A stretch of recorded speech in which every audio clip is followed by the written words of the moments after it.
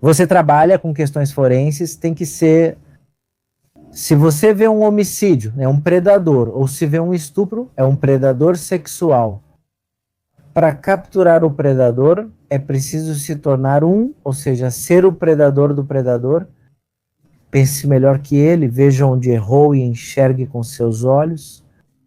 Começo a ler e vejo que é uma menina de 7 anos que tiraram a vida dela em um hotel. Disseram que iam comemorar o 7º aniversário dela com pizza, mas mentiram para ela.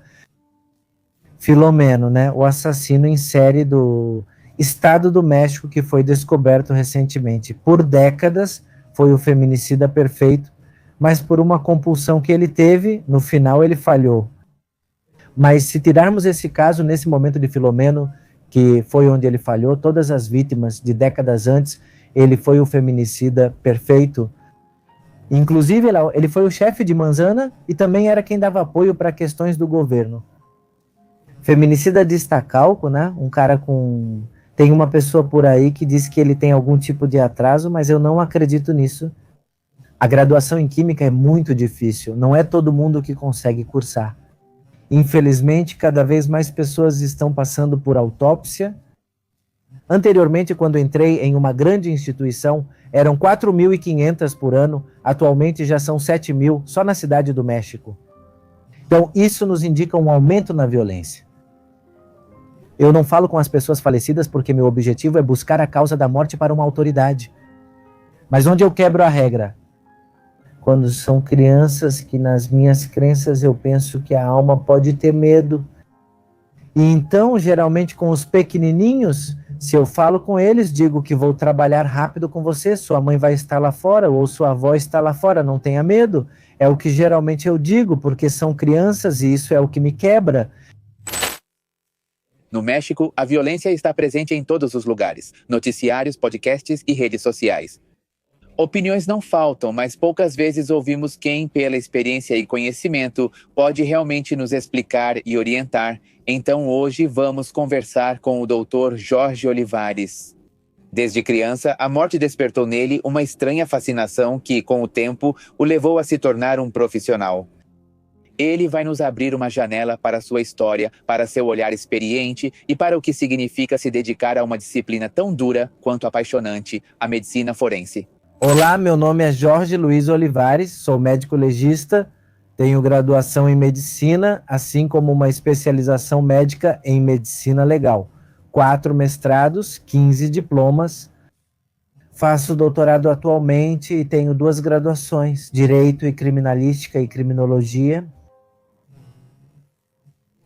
É que eu já fiz isso em uma disciplina, então no meu trabalho, quando as pessoas normalmente ficam conversando entre elas, tipo, ei, como você está?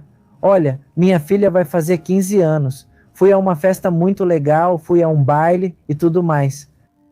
E esses períodos de conversa de 20 minutos, 30 minutos no trabalho, eu uso para ficar lendo, atendo naquele momento. Se aparece trabalho, faço o que tenho que fazer. E tem outro período de janela de 20, 30 minutos, né? Sempre tem. Então, esses outros 30 minutos eu uso para fazer uma tarefa, para fazer uma prova. E isso é o que tem me ajudado muito nesses 10 anos, não? Já como profissional da saúde, como perito forense há 12 anos, e isso tem me ajudado muito. Enquanto muitos usam o tempo livre para sair, tomar café, fumar ou conversar, eu aproveito para estudar. Desde criança eu sempre gostei de saber por que as pessoas morrem e o que acontece com o corpo quando ele está inerte. Então, quando me levavam aos velórios, era minha avó quem me levava aos velórios lá no interior, onde serviam atole, café, tamales de feijão, por exemplo. Eu sempre ia até o caixão e observava como estava a pessoa falecida e como tinham deixado ela. Antigamente, o embalsamamento não era como é hoje. Só colocavam uns tampões de algodão. E isso me chamava muito a atenção, porque eu pensava, por que colocam tanto algodão no nariz? Porque fica muito grotesco. Nos ouvidos, e eu sempre me perguntava como seria estar dentro de um caixão. Será que em algum momento vai abrir os olhos? E o que acontece quando enterram uma pessoa? Como é que o corpo vai se degradando? Então já eram perguntas científicas, mas eu tinha uns 6 anos e isso sempre me motivou a querer saber o que acontece com a morte. E já mais velho, quando eu estava estudando medicina, eu adorava saber como acontece a falha orgânica quando a pessoa está morrendo. Por exemplo, existe algo que chamamos de efeito dominó, e isso a gente vê em uma matéria chamada fisiopatologia. Alguém que pode se queimar repentinamente com água quente. A pele vai inflamar e essa inflamação vai gerar uma resposta chamada liberação de histamina. Você vai ver a pele completamente vermelha, vai inflamar, vai causar dor, e essas substâncias ao mesmo tempo vão fazer com que outros componentes do corpo tenham uma reação. Então, o que acontece? Eu adoro entender essas reações. Por quê? Porque é como se colocássemos uma peça de dominó daqueles países asiáticos que até fazem concursos, então a gente joga a pecinha e todas vão caindo em sequência. Eu adoro isso, gosto muito de saber dessas coisas. E o que acontece, por exemplo, quando uma pessoa perde a vida depois de um acidente de moto? Quero entender por que ocorreu o traumatismo crânioencefálico, por quanto tempo houve agonia, quanto tempo o coração bateu e que elementos encontro na dissecação. Se há uma fratura, que tipo de fratura é, que tipo de hemorragia cerebral existe, então é isso que me apaixona como perito forense. Eu estava estudando medicina, amigo, estava no 2º ano, e justamente no 2º ano eu já estava em uma fraternidade.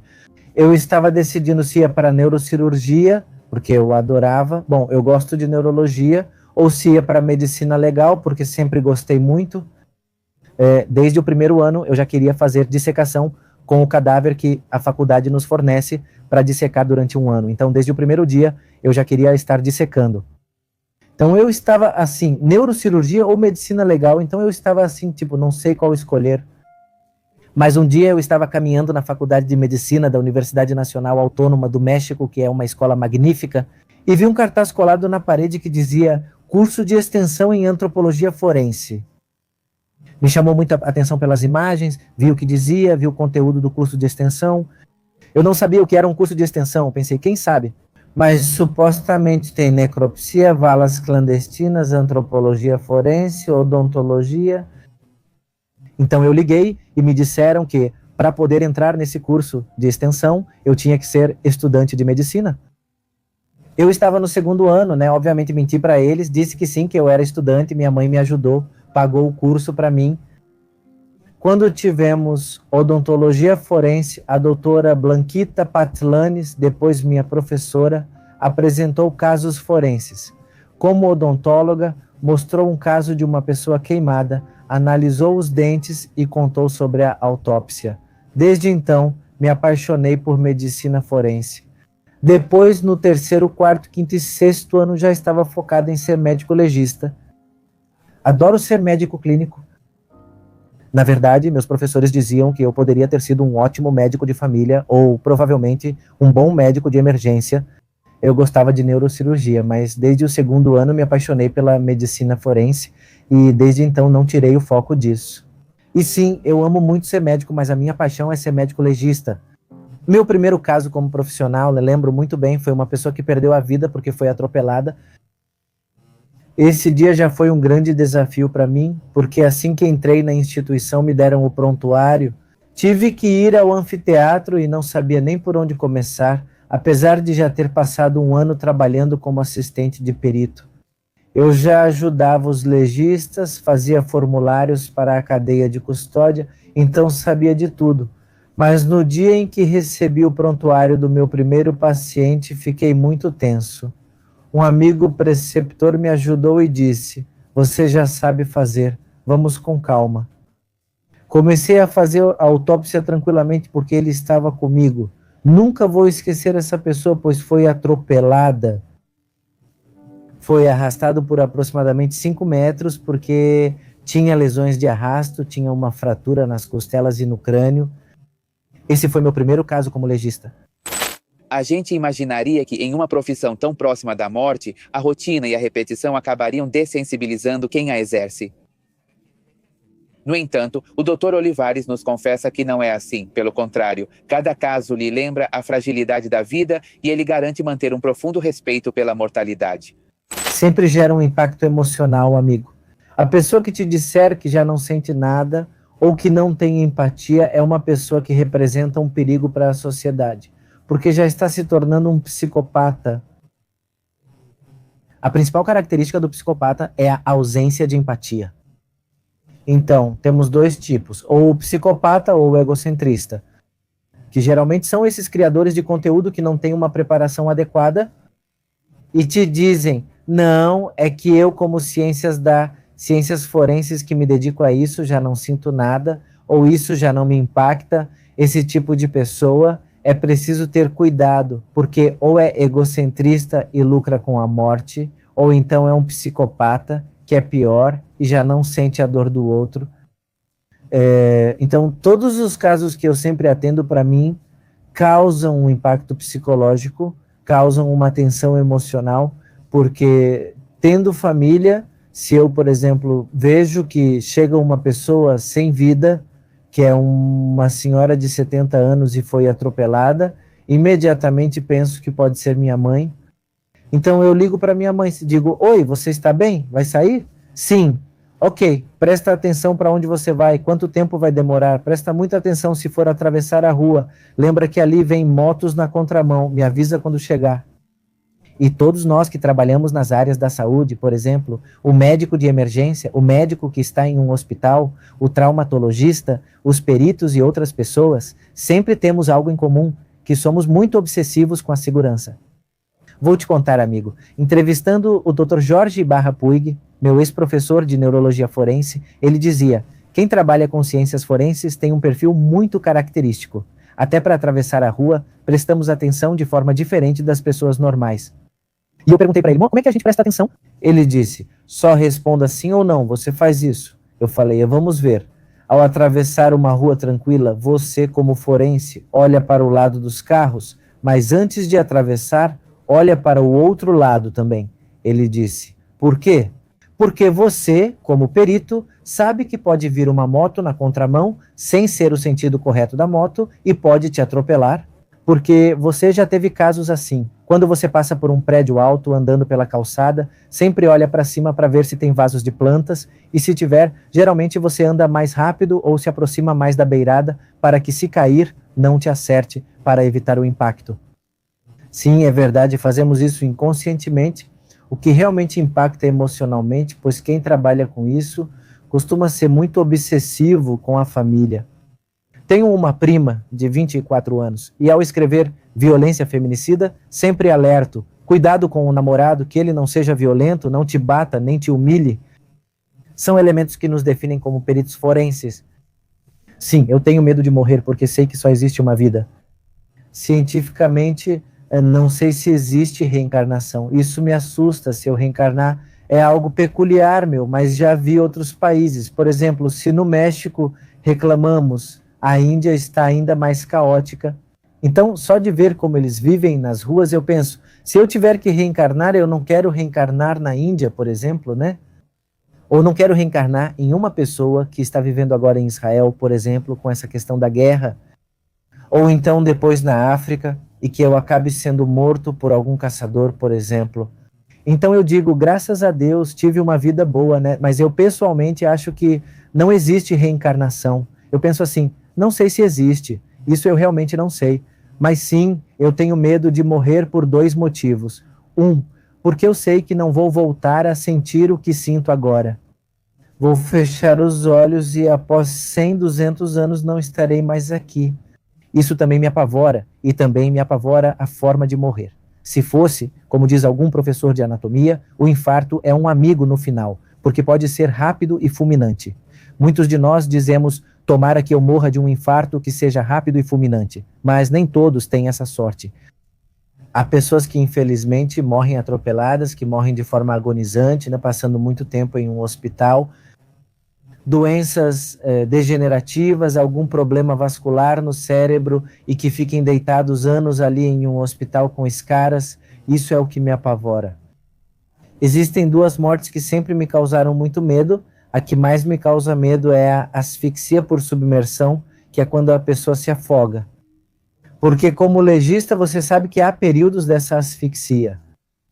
O primeiro período é o período de surpresa, que é quando a pessoa, ao cair na água, de repente grita e começa a levantar as mãos e começa a engolir a água. E vem o segundo período, que é o de apneia, que é quando, por instinto, a pessoa tenta prender a respiração, mas o cérebro precisa de oxigênio e ele não se importa se a pessoa está se afogando ou não. Ele diz, eu quero oxigênio. E então faz com que o corpo, depois de 1 minuto ou 10 segundos, puxe o ar. E no momento em que puxa o ar, a água vai entrar de forma violenta nos pulmões, porque é onde a pessoa está se afogando. E quando entra nos pulmões, rompe a barreira alvéolo-capilar, que é a parte mais fina da estrutura do pulmão, que é o alvéolo. E então o pulmão vai se encher completamente de água. O terceiro período, chamado convulsivo, ocorre quando a pessoa já está na água, possivelmente gritando, e começa a ter convulsões. Pode urinar, pode defecar, e no final vem o período agônico, que já são as últimas fases da convulsão, e a pessoa fica no fundo da água nas primeiras 24 horas. Então, essa morte para mim é brutal, me assusta muito. Na verdade, quando eu entro no mar, geralmente, eu sempre entro com colete, eu não entro no mar se não for com colete. Posso entrar no mar, claro, cobrindo a barriga, né? Mas mais para dentro, sem colete, eu não entro porque tenho medo. A segunda são as queimaduras para mim. Por quê? Porque existem diferentes tipos de queimaduras, mas as queimaduras por fogo direto é muito curioso e muito interessante entender que o corpo pode suportar temperaturas muito frias, inclusive a hipotermia é classificada em 3 níveis, mas o que ele não suporta é o aumento da temperatura. Por exemplo, alguém com febre de 39 graus pode ter convulsões.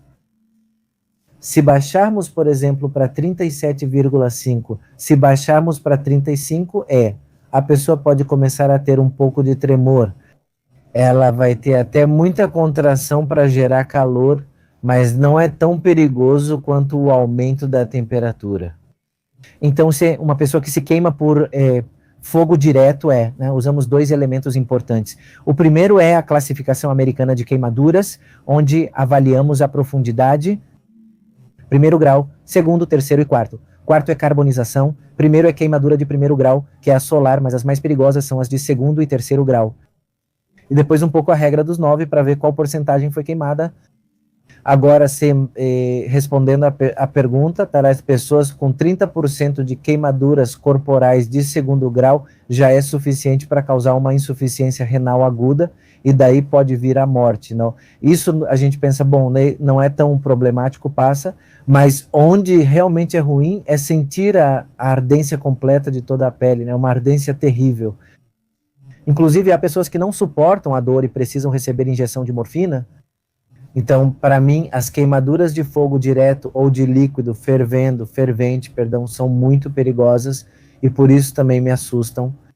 Na verdade, geralmente quando eu acendo o fogão, faço isso com muito cuidado, porque já aconteceram casos em que estive envolvido de pessoas que tiveram um aquecedor explodido, ou um caso que foi muito curioso, porque era um senhor que vendia batatas, dessas batatas cortadas em tiras, e ele estava vendendo. Ele teve a ideia, como típico mexicano, que de repente não temos o cuidado, pegou o recipiente, o botijão de gás, desses pequenos que são bem portáteis, e acho que ele não sabia, pegou e bateu com força. Ao bater, fez uma faísca e o botijão explodiu. O senhor chegou ao primeiro atendimento clínico, a um hospital, com 70% do corpo queimado, ficou agonizando por 15 dias e depois faleceu. Essas mortes são extremamente traumáticas, dolorosas e prolongadas, com muita agonia. Então isso me assusta. Sendo um homem de ciência, o Dr. Olivares nos conta que em seu trabalho deixa de lado as crenças e superstições. Ao contrário de muitos que atribuem certos fatos a forças sobrenaturais, ele afirma que sempre existe uma explicação racional por trás de cada caso. Eu, humildemente, esse é o meu pensamento, eu realmente acredito muito em Deus. Minha família me ensinou muito amor a Deus. Esse não é o assunto, mas acho que já senti a força de Deus. Aconteceram coisas comigo que me fazem pensar, Deus, obrigado por cuidar de mim, porque sozinho eu não teria escapado. Mas quando eu chego na instituição onde trabalho, nos dão um prontuário, e o prontuário contém a identidade da pessoa quando chegam com família, porque existem 2 tipos de pessoas que morrem. As pessoas com família, ou seja, quando o familiar se responsabiliza, e as pessoas desconhecidas. Ou seja, encontraram alguém boiando em um canal. Nesse momento, para o Estado ou para o mecanismo penal da investigação pericial, essa pessoa é desconhecida. Desconhecido masculino, desconhecida feminina. Existem 2 tipos de pessoas que chegam ao necrotério. Quando suponhamos, vamos primeiro com o familiar, então eu vejo o prontuário. O familiar faz uma declaração onde, por exemplo, masculino de 50 anos de idade, hipertenso, com diabetes, saiu de casa para ir à farmácia comprar metformina, por exemplo, e nesse momento passa um veículo cujo motorista estava muito bêbado e o atropela, e ele chega ao necrotério porque morreu. Nesse momento, uma vez que eu li o prontuário, já vou me envolvendo em que tipo de lesões vou encontrar. Por exemplo, digo, se ele foi atropelado, dependendo da velocidade, posso encontrar fratura craniana nas pernas, de pelve, e o carro pode ter passado por cima dele. Outro exemplo, alguém correndo na academia, nunca foi feita a avaliação clínica e de repente perde a vida subitamente. Quando chega até mim, digo, tem 40 anos, foi se exercitar porque o familiar falou que tinha só 1 semana, nunca fez avaliação médica, morreu subitamente, eu disse, pode ser infarto. Então, quando a gente vê o prontuário, já traz uma hipótese, depois a gente entra no anfiteatro. Enquanto leio o prontuário no escritório onde os recebemos, começamos a leitura para criar uma hipótese, seguindo um método científico. O método científico inclui observação, definição do problema, hipótese, experimentação e análise. Depois de ler o prontuário, digo, ok, minhas hipóteses são essas. Eu me dirijo ao anfiteatro. O corpo já está lá e um assistente retira o saco mortuário, parte da cadeia de custódia. Ele lava o corpo, se possível, caso contrário, não lava. Se não der para lavar, as amostras são coletadas assim mesmo. Após limpo, tiram as fotos. Já inicio a dissecação procurando exatamente o que considero como hipótese. Neste caso, por exemplo, um infarto, eu pego o coração, mas antes de fazer a incisão, o próprio corpo vai me orientando como médico. Por exemplo, posso ver a pessoa completamente arroxeada, com certas hemorragias do tamanho de cabeça de alfinete que chamamos de petequias, que acontecem em processos com baixa oxigenação. Percebo que as pernas parecem inchadas, conhecido como edema, pela coloração, e unhas pode indicar infarto. Por quê? Porque no momento em que o coração parou ou foi interrompido, o oxigênio deixou de chegar, e isso faz com que a pele fique com uma cor arroxeada. Então eu digo, pode ser um infarto. Faço a incisão, olho o coração e realmente encontro um infarto. Ou algo que também é chamado de infarto pulmonar, que é algo que também pode acontecer por uma arritmia cardíaca. Então, nesse caso, essa é a forma como eu trabalho. A próxima pergunta seria se eu faço algum ritual. Não faço nenhum. Só quando eu acordo, por exemplo, eu acordo entre 4 da manhã, 4h30, preparo o meu café, tomo banho.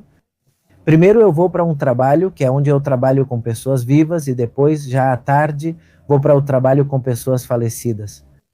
Mas ao sair da casa de todos vocês, eu faço o sinal da cruz, porque essa é para mim a minha forma de agradecer a Deus por mais um dia.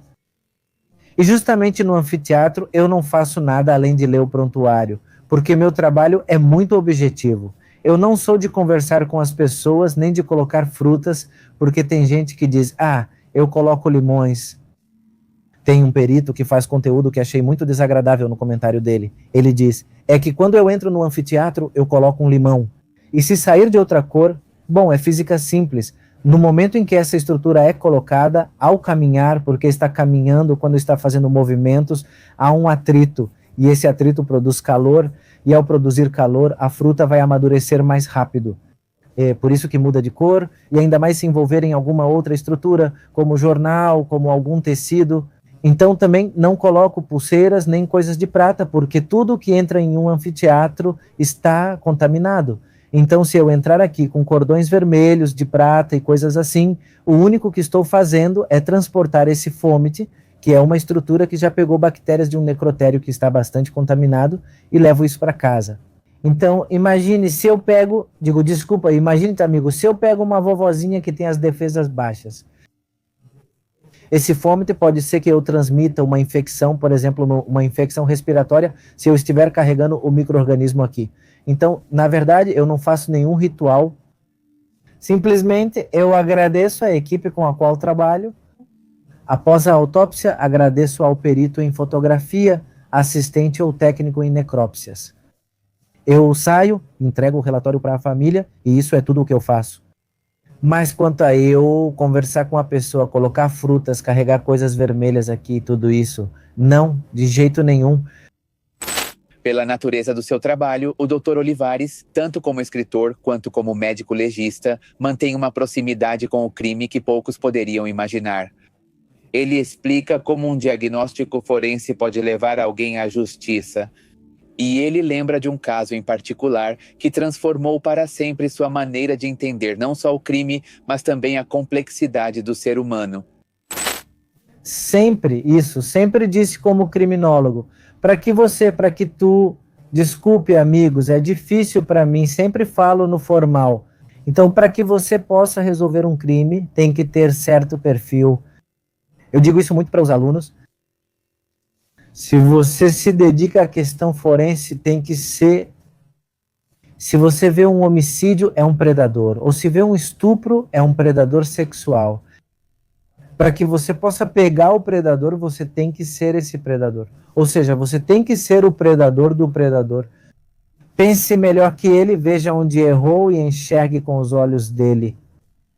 Havia um congressista há alguns anos na Faculdade de Medicina, no Congresso de Ciências Forenses, que dizia: esse congressista era muito bom, era criminólogo. Se você entra com seus próprios olhos, geralmente vê tudo cor-de-rosa, azul, e diz: acho que isso não aconteceu, não acredito que ele tenha tido coragem de fazer isso. Você nunca vai conseguir resolver um crime. Você tem que entrar com os olhos do agressor. Inclusive, em violência feminicida, eu tive que entrar no personagem para ser o agressor. Eu tive que, na minha mente, tirar a vida dessas mulheres para, uma vez feita essa perfilação, escrever sobre isso. Senão, eu não teria conseguido escrever o livro. Tive que entrar na mente profunda de todos os agressores. Sim, eu me surpreendi, não me surpreendi tanto quando entrei na mente dele, mas me surpreendo quando vejo o que ele faz. Posso entrar na mente e fantasiar muitas coisas, mas sei que são fantasias. É como quando assistimos a filmes, né? Digo, talvez vou citar um filme bem fictício, mas, por exemplo, Velozes e Furiosos, os últimos, que eu sou fã dessa série. Mas aí quando vemos que o carro está descendo as escadas e caem umas pedras enormes, a gente pensa, bom, sim, é ficção, beleza, o filme me diverte, mas eu sei que é ficção, que eu nunca vou conseguir fazer isso na vida real. Porque, em primeiro lugar, essa pedra me esmagaria. Então eu posso tentar entrar na mente do agressor, mas o que eu vejo na maca é pior.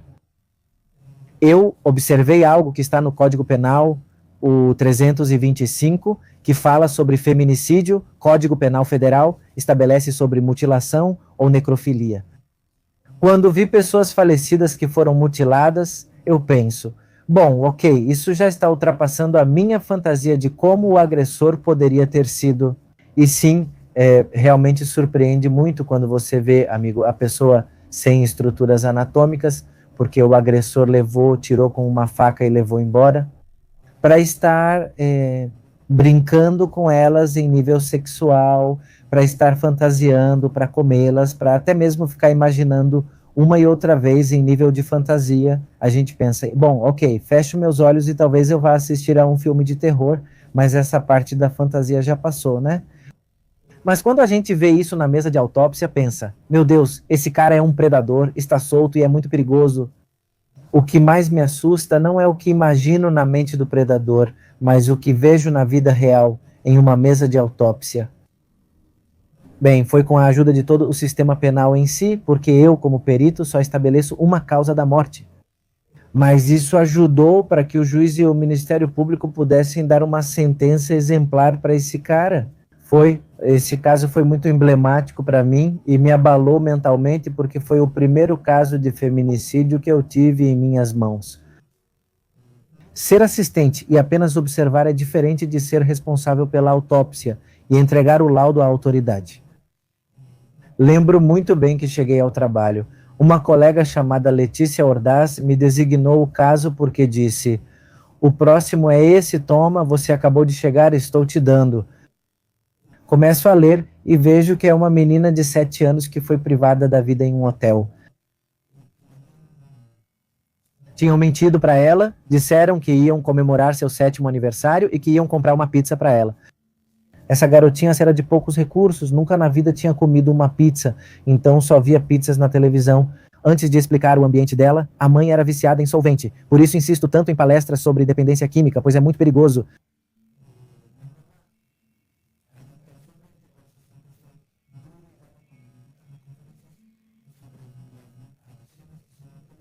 Essa mulher era viciada em solvente, conhecido na cidade do México como Mona. E ela começa a se envolver com um cara que tinha sido policial judicial. Naquela época era chamado de polícia judicial. Ele foi demitido por roubo violento em transporte público. Sai do presídio viciado em crack, ou seja, cocaína, e começa a se envolver com essa mulher, começa a perceber que há uma menina. Muitas vezes o que mais me impressionou quando converso com especialistas no programa é que eles dizem: às vezes o objetivo não é ficar com a mãe, mas sim o objetivo é a menina. E ficam com a mãe porque é a forma de envolver a mãe para se aproximar da vítima, não? Que são as meninas. Então, eu não tinha visto esse lado, por isso é muito bom que as ciências forenses sejam multidisciplinares. Esse cara começa a sair com a mãe e diz: vamos comprar uma pizza para ela, é aniversário dela, vamos levar ela para ver um filme. Eles fazem uma lavagem cerebral e levam a menina a um hotel de 5ª categoria. Esse cara, já com toda a intenção, leva o frasco de solvente de thinner, já com a estopa e tudo. Ele leva a cocaína, começam a se drogar. A menina está lá comendo a pizza, assistindo um filme de desenho animado. O solvente é um depressor, vai fazer com que a pessoa comece a sentir muito sono e comece a relaxar e comece a ter problemas na consciência cerebral. Então, o que acontece? A pessoa ela acaba dormindo, a mulher acaba dormindo, o cara com a cocaína, que é um estimulante, fica muito excitado, ele muda ao invés de ver filmes infantis, ele muda para pornografia. A menina fica confusa e diz: ué, por que ele mudou isso? E então o cara começa a lutar com a menina, a despe, e começa a penetrá-la. Como a menina começa a gritar, ele a sufoca. Como um bom policial que é, ele a leva para o banheiro para lavar o corpo, apagar as evidências e diz: bom, onde vou colocá-la? Ele nota que o banheiro tem forros de teto, como chamam. Ele remove essa parte, põe o corpo, percebe o teto cedendo e pergunta: moça, será que vão notar o que eu vou fazer? O que eu vou fazer? E então ele tira a menina de novo e sai gritando do hotel, indo até a recepção, dizendo que sua filha estava se afogando. E começa: minha filha, ajuda. Então o funcionário do hotel, o da recepção, sai e vê que a menina está nua, com sangue na parte íntima. E então ele diz: o que aconteceu, senhor? Ele responde: é que ela estava se engasgando, pai, estava comendo pizza, me ajude. Então o funcionário do hotel chama a polícia. A polícia chega e esse cara, que já tinha sido policial, mostra sua carteira e começa o que chamamos aqui em Xalangolândia de charolear. Ou seja, olha, me dá atenção, eu sou colega. Felizmente, esse policial que chegou com a viatura percebeu que a menina estava nua, molhada e com sangue na parte íntima. Ele disse: aqui tem algo errado, espera um pouco, colega. Pediu apoio e prendeu o suspeito em flagrante. Eles vão ao quarto, acham pornografia na televisão e veem a calcinha da menina com sangue. Encontram os pacotes de cocaína no solvente e veem a mulher completamente adormecida pelo efeito do depressor do solvente. Eles são detidos e processados, pois a mãe também é responsável. Na audiência, os peritos relatariam o que a autópsia revelou, o perito criminal explicaria o que achou no local e o químico diria se o sangue na calcinha era da própria menina. Então, todo o grupo de peritos foi à audiência para declarar o que tínhamos encontrado e depois foi concedida a audiência. Foi dada a sentença. Esse cara pegou 147 anos de prisão. Sim, com Nanis foi a única vez que vivi algo paranormal. Ela deixava mãozinhas toda vez que eu ia ter audiência, ela deixava as mãozinhas no carro, lá no instituto, no porão, e de repente apareciam mãozinhas, então, e no dia seguinte me davam um envelope para a audiência. Depois que saiu a sentença, nunca mais na vida apareceram mãozinhas para mim. Eu atribuo isso a isso porque foi a única coisa que me aconteceu Imagina, meu amigo, hoje apareciam as mãozinhas e no dia seguinte já me davam a notificação de que eu tinha audiência. E quando foi a audiência mais difícil, que foi falar com ele, porque esse cara se fez de vítima e foi no sistema antigo, não foi no de julgamentos orais, foi no inquisitivo. A gente ficava na grade de práticas e um ao lado deles. Ele se fez de vítima e com um amigo juiz disse, quero me defender sozinho. Então ele chamou todos os peritos e um de nós tinha que ficar cara a cara com ele. Quando foi o confronto, que ficamos cara a cara com o meu mestre, que era o Dr. Garcia Arellano, ficamos assim de frente, e ele dizia isso. Eu tenho herpes genital por razões óbvias, a menina, se eu a penetrei, tinha que ter herpes. Esse é o problema de quem não estuda mais. Se dedicar exige aprofundamento. Quando ouvi essa pergunta, não havia um perito médico, pois estávamos sentados e eles debatendo. Eu disse na minha mente, o período de janela. O que é o período de janela? O período de janela é quando a pessoa tem o contato físico, por exemplo. Esse sujeito tinha herpes, tem a penetração, tem o contato físico. O período de janela é o tempo que o vírus leva para se instalar, se replicar e surgir sintomas. Mais ou menos são de 5 a 7 dias. Se você beija alguém com ferida, a sua pode aparecer só após 3 ou 4 dias. Esse tempo é chamado de período de janela. Vimos isso com a Covid. Então esse cara dizia, é verdade que eu tenho que ter herpes? E chega esse médico que não, era bem burro. O que atendeu a menina primeiro, a menina numa agência e diz, não, sim, tem que ter, pois tinha herpes, pois sim, a menina herpes. Fiquei tipo, idiota, é período de janela, isso me deixou ainda mais furioso. Quando acontece com a gente, fazem igual, né? Sempre dizem que não pode por vários motivos. Eu já não sabia o que perguntar e seguimos em frente. Um dia antes desse confronto, a menina me deixou as mãozinhas e a cabecinha. Foi em um lugar impossível, na casa de vocês. Eu estava com extratos com os vidros. Todos os carros que eu dirijo sempre estão com vidros escurecidos por esse motivo. Esses extratos eu tinha lavado de manhã, bem limpinho, não tinha nada. A casa não tem crianças. Só estamos eu e minha mãe. Minha mãe tem as mãos grandes, não pequenas assim.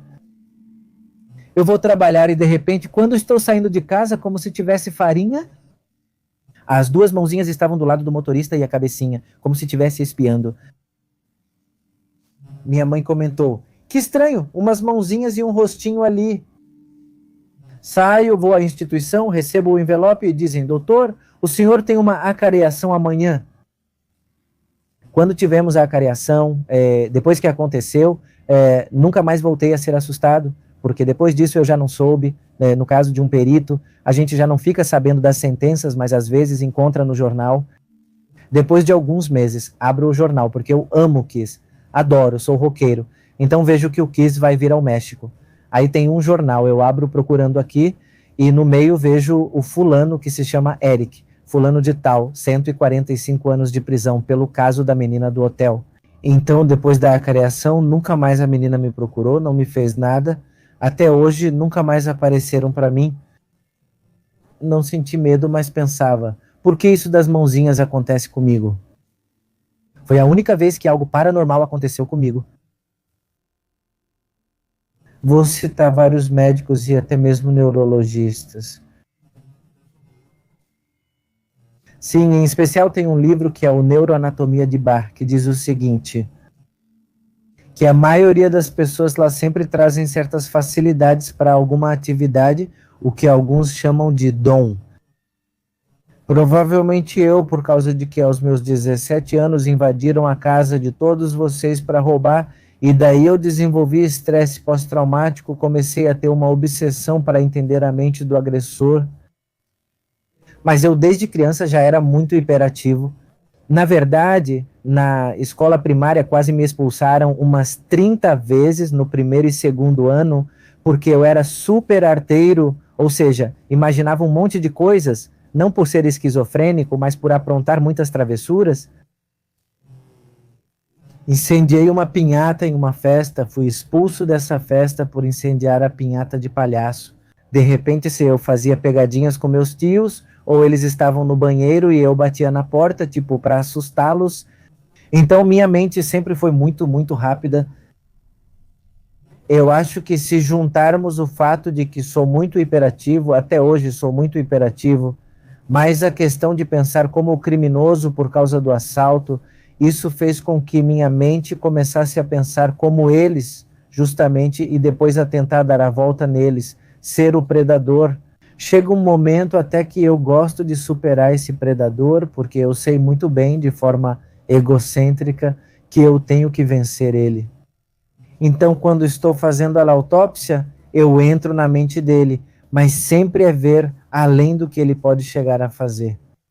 E é aí que eu me adianto e consigo obter bons resultados, porque eu estou pensando como ele, e até mesmo o supero nessa parte egocêntrica. Eu acho que não consigo me desconectar. Acho que carrego isso comigo.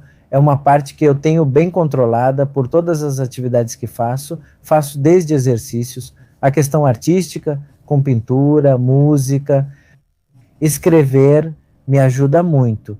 Mas, acima de tudo, o que faz com que eu sempre mantenha bem localizada essa estrutura criminosa que posso ter paralelamente como servidor público e no que me dedico é a atenção às pessoas, quando algo é resolvido com bastante contundência. Tem famílias que às vezes me esperam, ou lá fora quando termino a autópsia e entrego o relatório para elas. Tem famílias que me abraçaram, me agradeceram, me disseram que vão embora mais tranquilas pelo que acabei de lhes dizer. Ou até mesmo nas próprias audiências, quando saí de uma audiência, de testemunhar diante do juiz, tem mães que me dizem: muito obrigado por ter vindo e obrigado pelo que o senhor disse. E isso faz com que minha mente esteja sempre trabalhando a favor das vítimas.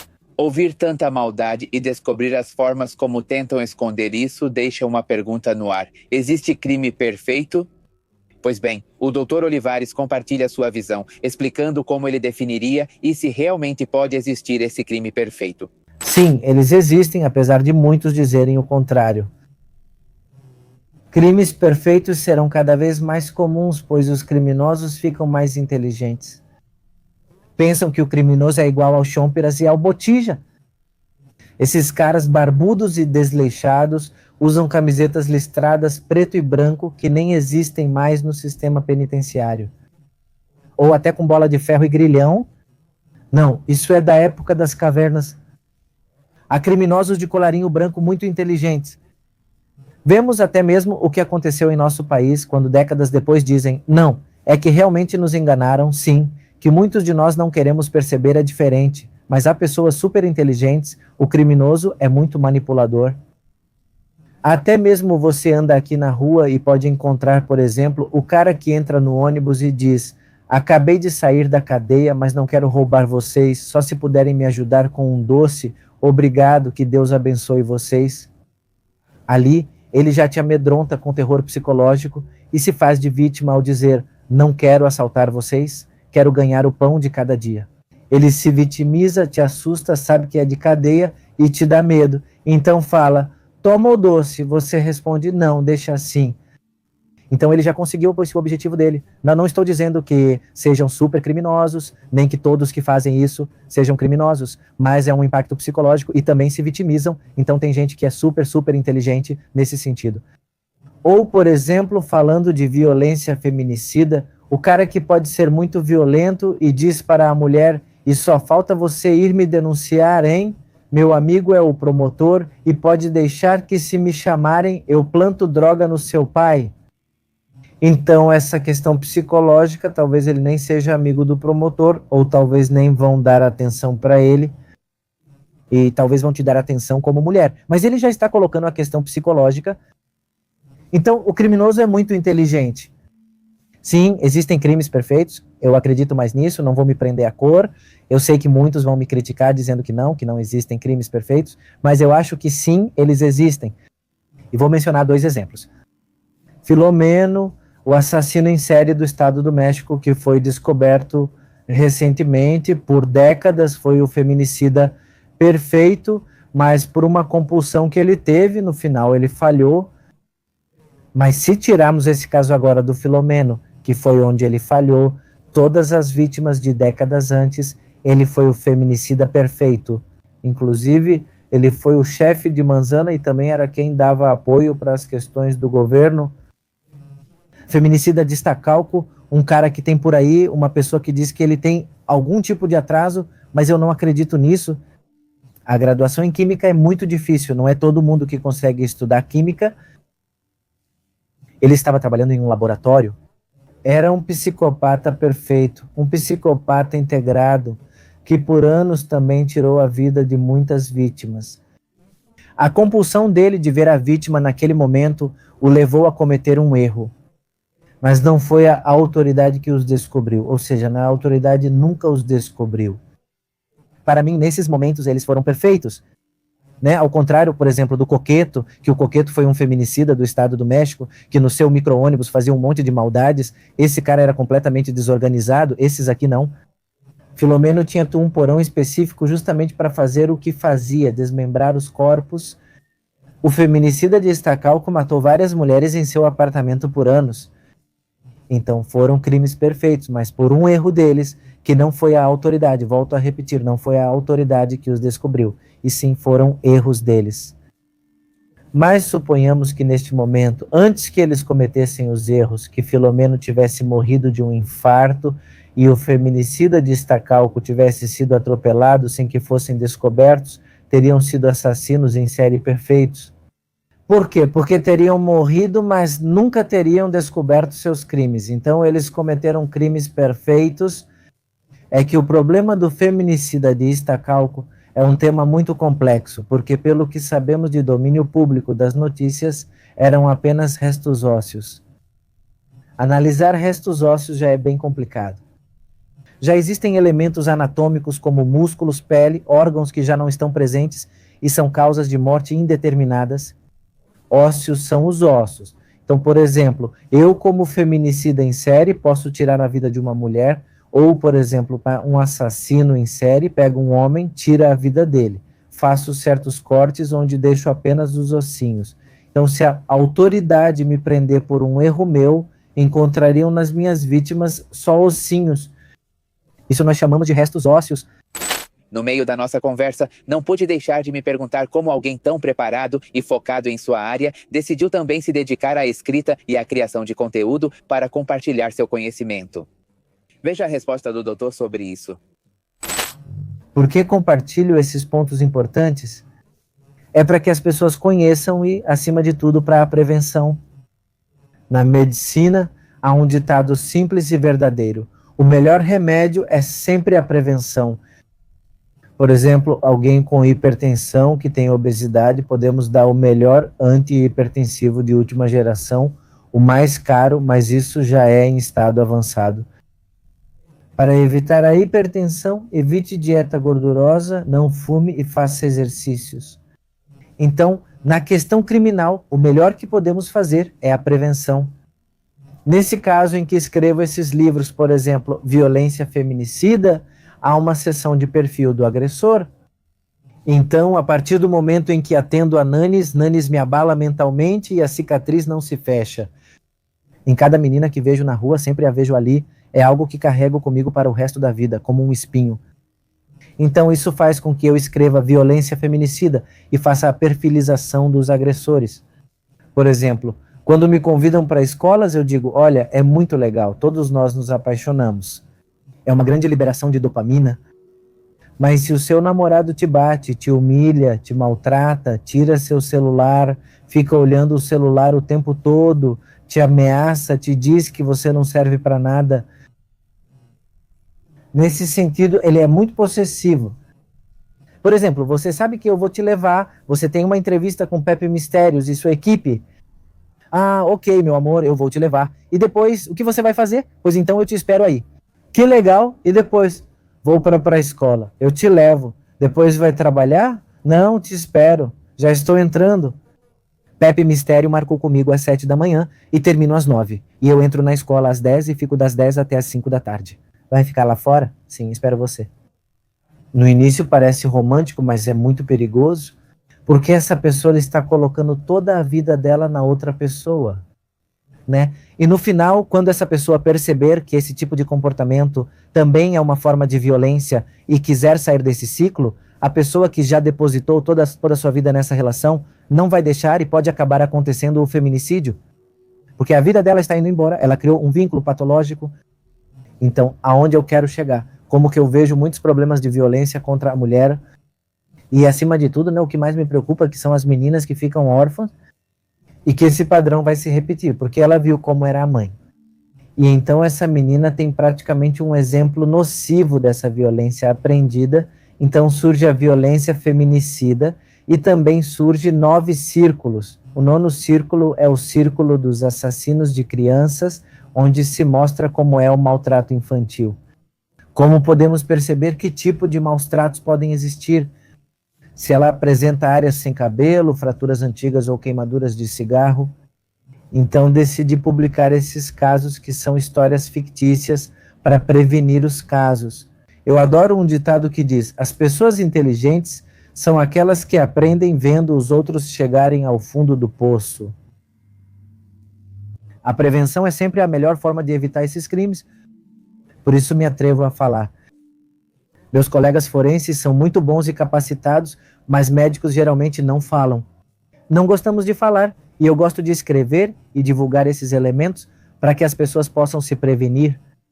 Sempre é importante, porque eu tenho medo de que, de repente, uma pessoa querida para mim ou um familiar acabe tendo um desfecho como os que estão aqui por falta de prevenção, sendo que sempre é possível perceber esses sinais de alerta. O outro se chama póstumo. Este aqui é sobre violência contra a mulher, este é sobre homicídios e também sobre morte de crianças, mas o póstumo trata de homicídios e acidentes. E tem um capítulo dedicado aos pacientes que morreram por Covid, é o capítulo chamado Paciente Zero. É o último capítulo desse livro, é o capítulo que mais me custou escrever. Eu estava escrevendo e literalmente me dá um pouco de vergonha dizer isso, mas eu estava chorando enquanto eu escrevia esse capítulo. O diálogo entre os personagens é uma história muito triste de muitos mexicanos que morreram na pandemia. Pessoas que me contaram quando leram Paciente Zero. Tem gente que me abraça e chora e me diz: obrigado por homenagear meu ente querido que morreu na pandemia. O próximo, que será lançado em novembro, se chama Ave Rota. É sobre suicídios, não? Sempre a forma de prevenir o suicídio é falando sobre isso, não, né? Se não divulgarmos a pessoas que estão afundadas em uma depressão, que já não têm uma razão para viver, que a vida já está entediante, monótona, e acabam escolhendo a saída errada. Se vocês perceberem, é morte violenta, homicídio, suicídio e acidentes. Por isso é a trilogia forense. Diante da crescente violência em nosso país, perguntei ao Dr. Olivares qual era a sua opinião sobre o futuro. Se ela iria diminuir ou, pelo contrário, vai aumentar. Também quis saber quais fatores ele considera como suas principais causas. Sim, infelizmente, cada vez mais pessoas passam por autópsia. Antes, quando entrei em uma grande instituição, eram 4.500 por ano. Agora, já são 7.000 só na Cidade do México. Então, isso nos indica um aumento na violência. Então, sim, a carga de trabalho é abissal e também há muito burnout. O grupo médico se esgota mentalmente. Sim, infelizmente, amigo. Para mim, como criminólogo, o aumento da violência é porque existia uma estrutura que, embora tenha sido muito criticada, funcionava. E era a família. A família tradicional, né, onde havia uma figura que era a mãe, muito carinhosa, não amorosa. A maioria, mas não todas. O chefe da família, muito rigoroso, fazia todos correrem quando chegava. O pai, ou o contrário, né, podia ser invertido. Mas geralmente a família clássica era: não faça nada porque seu pai vem. E todos, até quando sabíamos que ele chegaria, dormíamos cedo. Sim, foi muito criticada, mas funcionava porque nós, como seres humanos, se não temos uma regra que nos puna fortemente, não aprendemos. Vou mostrar do mais básico ao mais extremo. Anteriormente não existia bafômetro. A partir do momento em que passou a existir o bafômetro e que as pessoas começaram a ser presas, o número de acidentes, que na verdade não se chamam acidentes, se chamam ocorrências de trânsito, porque acidentes não podem ser prevenidos, mas isso pode. Eram enormes as causas de morte nessas ocorrências de trânsito. A partir do momento em que esse programa chegou e começaram a prender aqueles que estavam bebendo e dirigindo, o número de mortes em ocorrências de trânsito diminuiu, e muito. Agora, o que acontece? Respondendo à pergunta no método tradicional da família, havia o pai que controlava, ou o clássico das redes sociais, a arma letal da mãe, o chinelo. Atualmente não, as novas gerações de pais são, é que eu quero dar tudo o que me faltou. E esse é o grande problema quando se dá tudo para os filhos. Isso é dito por muitos psicólogos e não se coloca uma estrutura de disciplina. Vemos atualmente, esse é um fator. Mas outro fator, vemos que a figura paterna já não é tão marcada, que também é importantíssima. Assim, vemos filhos que não têm mais medo do pai, talvez porque ele não exista ou nunca existiu. Vemos a situação de que tenho o medo de que vou bater ou que vou dar um tapa, e isso é ruim. E então começamos a ver novas gerações onde tudo parece muito fácil para eles. Cito a lei de justiça dos adolescentes, onde não importa o que façam, a pena máxima é de apenas 5 anos. Então, eu tenho um adolescente que contrato como matador de aluguel, e ele matou 100 pessoas e tem 17 anos, a pena máxima são 5 anos. E o que vai acontecer quando esse adolescente cumprir 5 anos, quando tiver, por exemplo, uns 22, 23 anos? Ele vai sair, mas já carrega 100 mortes nas costas. Então, o grande problema atualmente das nossas gerações é essa falta de elementos. E isso faz com que tenhamos matadores de aluguel mais jovens, olheiros mais jovens, mães solteiras adolescentes, jovens viciados e um aumento em toda essa violência.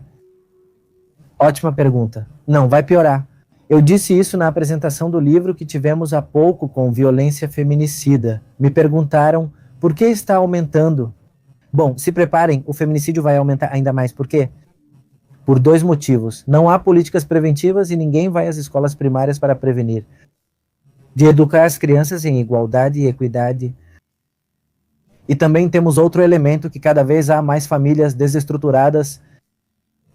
Essa não é a questão, falarei com respeito.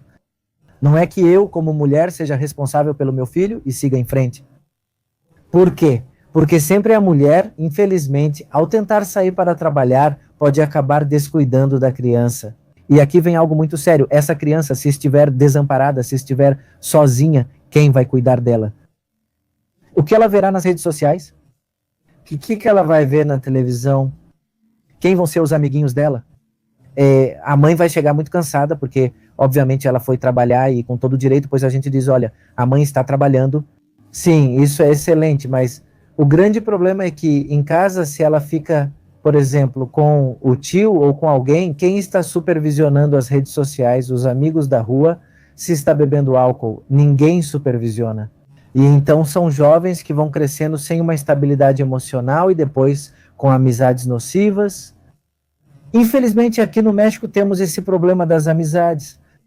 Vou dar um exemplo. Quando brigamos com a namorada, o típico amigo ruim fala: vamos tomar umas cervejas, eu pago só para você esquecer ela.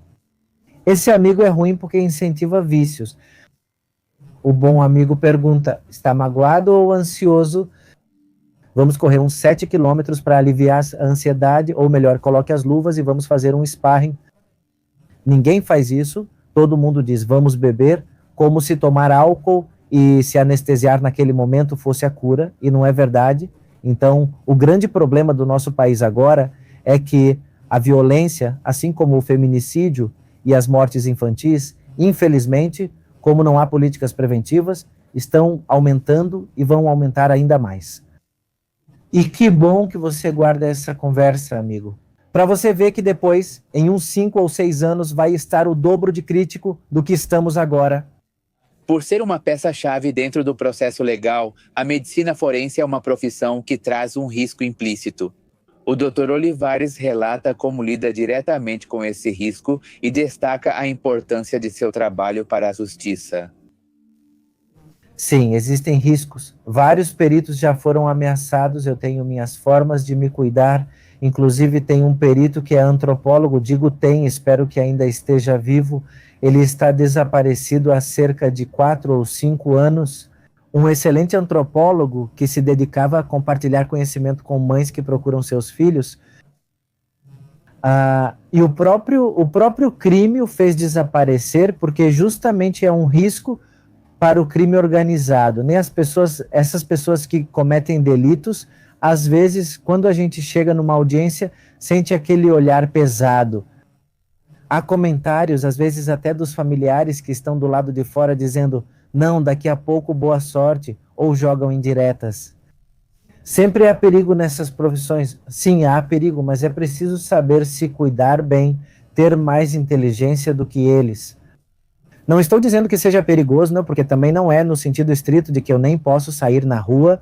Não, porque felizmente na questão pericial a gente não diz quem, a gente diz, no meu caso, como perito forense, eu digo a causa da morte foi essa, aí cabe ao promotor dizer quem foi. Para mim, eu acharia muito perigoso ser Ministério Público, porque o Ministério Público, esse sim tem que acusar diretamente. Eu só sou chamado para dizer, olha, o que aconteceu com a pessoa falecida? Ah, veja, ela morreu, por exemplo, de um golpe na cabeça. Ok, é só isso. Mas o Ministério Público vai dizer, esse fulano detido matou tal pessoa e queremos dar tantos anos para ele. Por exemplo, esse trabalho é mais perigoso. Sempre disse que quero morrer sendo perito forense, e só existem 2 exceções à regra para que eu me aposente como forense. Uma é que eu cometa um erro. Que até hoje, graças a Deus, já tenho 13 anos como médico legista, mais de 5.000 autópsias, e em nenhuma delas, graças a Deus, jamais me enganei em nenhuma. Sempre fui muito obsessivo, revisava muito bem meu relatório, se tenho dúvidas, vou rapidamente, volto a ver a pessoa falecida, consulto bibliografia, se tenho mais dúvidas, consulto meus próprios colegas, por quem tenho muito respeito, por alguns em particular. Tenho uma equipe muito forte de colegas médicos que, se eu tiver dúvida, me ajudam. Ao patologista forense Dr. Pérez Espinosa, Andrés Oriol e a doutora Patti Crespo, todos excelentes colegas.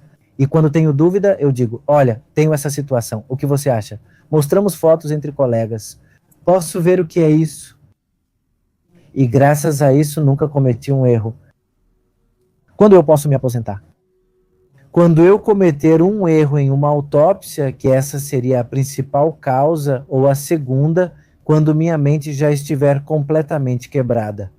Minha mente já está abalada, mas pode chegar um momento em que eu diga, não quero mais saber de nada, e então vou me aposentar. Eu comentei isso há pouco tempo, e muita gente muito querida me disse, não vá embora, porque você faz falta como médico. Mas vai chegar um momento em que minha mente não vai aguentar mais, porque está muito desgastada. E talvez eu diga, sabe de uma coisa? Já deu, até aqui. Já cumpri. Deus me permitiu chegar a ser décadas, ser médico legista, mas agora é até aqui. Deixo o jaleco. Primeiro, os amigos e amigas que quiserem ser médicos legistas precisam ter vocação para ser médicos. Aqui vou citar uma frase do Dr. Garcia Arellano, que foi meu mestre, que para mim foi o melhor médico legista do país. O Dr. Francisco Garcia Arellano, autor de um livro chamado Tanatologia Forense.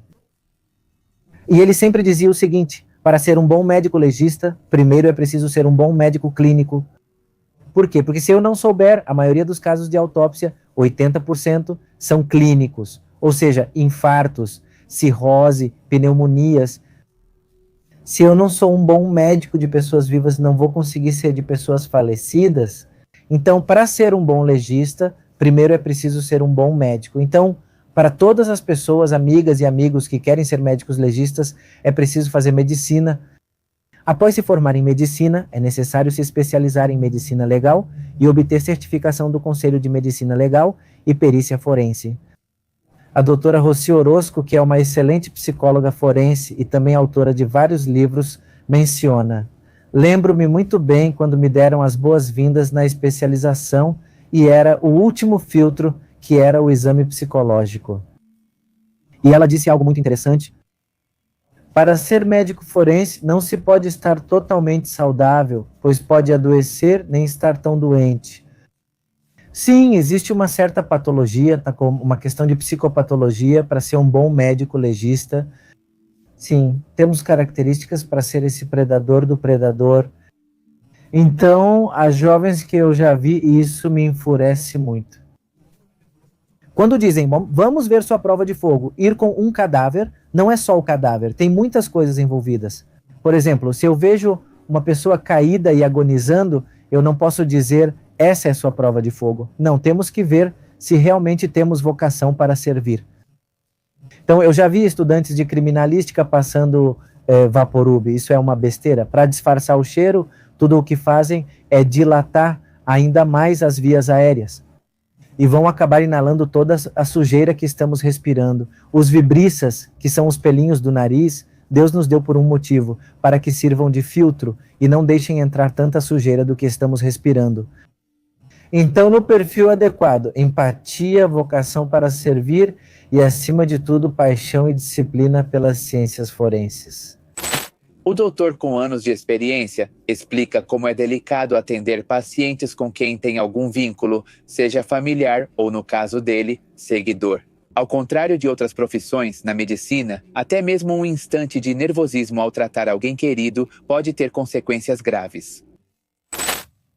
Não foi um familiar, mas aconteceu comigo há apenas uma semana com uma pessoa que me seguia nas redes sociais. O filho dela me disse que ela era uma fã.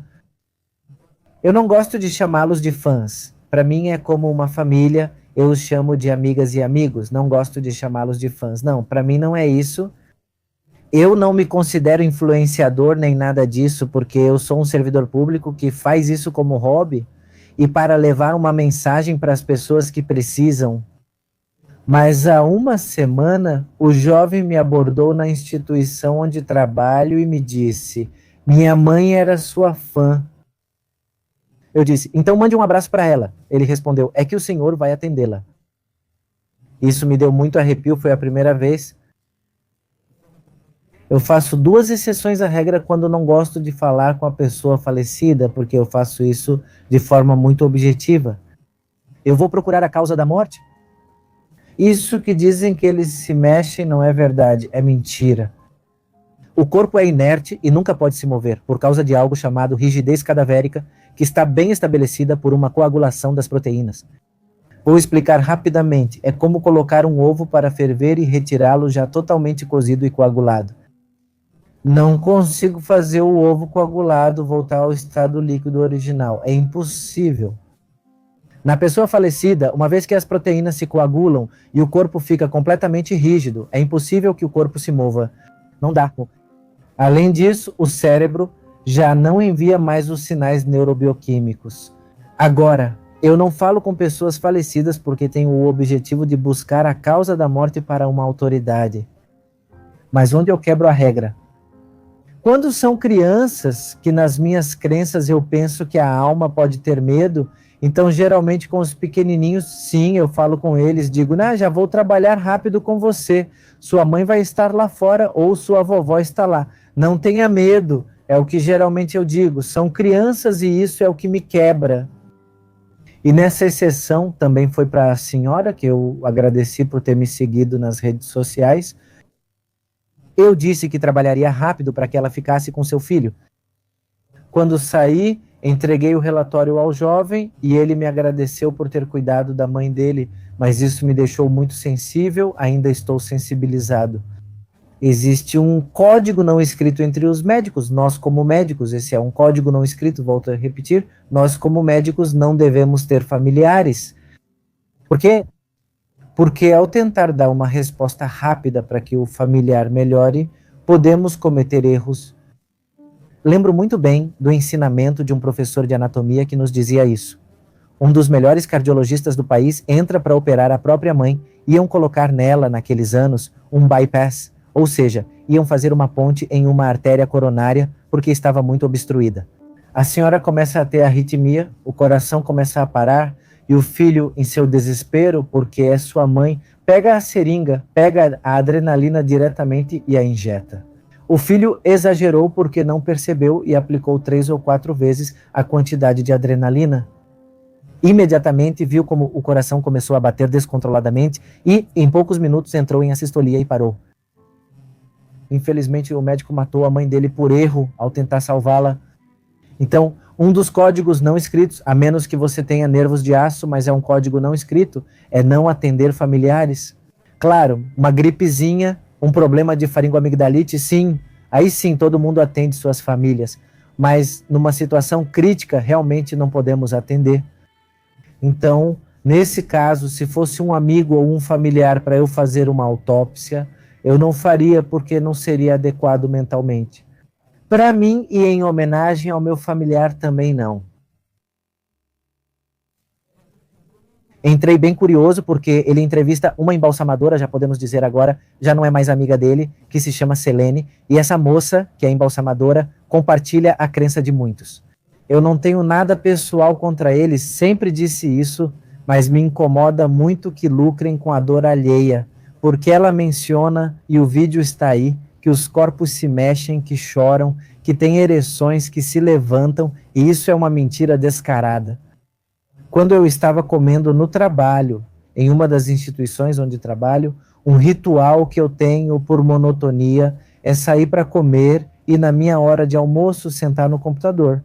Bom, no consultório eu fecho a porta e coloco o YouTube no computador do consultório. Geralmente estou assistindo a algum canal interessante, como documentários de história, conforme o gosto de vocês. E nesse momento eu estava procurando algum documentário, né? Acho que estava procurando sobre as novas gerações no Japão. Você já reparou que algumas crianças deixam a casa e vivem nas ruas? Isso me chamou a atenção pelo crime organizado e prostituição. Pensei, como esses jovens conseguem? De repente vi uma miniatura chamada assim, sou embalsamadora e esta é minha história. Pensei, deixa eu ver.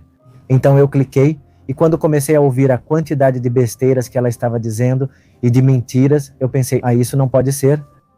Eu não tinha percebido, porque eu não prestava atenção nesse tipo de conteúdo, que essas pessoas que gravam esses vídeos de cadáveres que se levantam estão só mentindo. Tenho 12 anos como perito forense e nunca aconteceu nada. Eu entrevistei um colega que tem 40 anos de serviço, mais de 40 mil autópsias e nunca aconteceu nada. Ou seja, né, o corpo está inerte. Entrei em contato com ele por e-mail e disse, olha, Pepe, eu não te conheço, mas sou médico legista, faço autópsias, trabalho há tantos anos. Esses foram alguns casos que fiz só de nome pelas notícias. E estou disposto, se você me der a oportunidade, a te refutar completamente com livros, mostrando que tudo isso que essa pessoa está dizendo é mentira. Quando fizemos a gravação, levei os livros. Só que o danado, como naquela época era amiga dele, né? Mostrei todos os livros de fisiologia, de medicina legal, de clínica médica, de bioquímica, onde basicamente, com cada livro, tudo o que ela dizia que era falso, eu mostrava. Este livro diz isso e é falso o que ela está dizendo. Como ela era amiga dele, editou e os livros não apareceram, mas foi assim que eu conheci. Esse vídeo chegou a mais de 5 milhões de visualizações, o pessoal gostou. Escrevo violência feminicida, ele me chama para apresentar junto e alcançamos 1 milhão de visualizações. Depois ele me pergunta, ei, que tal fazermos relatos forenses? Eu digo, bom, não sei do que se trata, mas digo, mas beleza, gostei da ideia. Se você for conversar com pessoas que você trouxer como peritos, eu gravo e a gente publica. Ah, perfeito. E assim nasce o Relatos Forenses. Exibido às segundas com a professora Vilma Naranjo em A Cara do Psicopata. Preciso fazer a vozinha, já que o pessoal gostou desse barulho. E às quintas-feiras também vai ao ar, agora já passa 2 vezes por semana. Estamos iniciando um novo capítulo com o Dr. Éder Zamarron, um dos melhores intensivistas do país, autor de 8 livros e mais jovem que eu, com cerca de 38 anos. E com esse doutor vamos fazer um canal onde ele vai falar sobre como recebe o paciente vivo, o que ele faz como intensivista. Se o paciente falecer, como devo recebê-lo e chegar ao mesmo diagnóstico?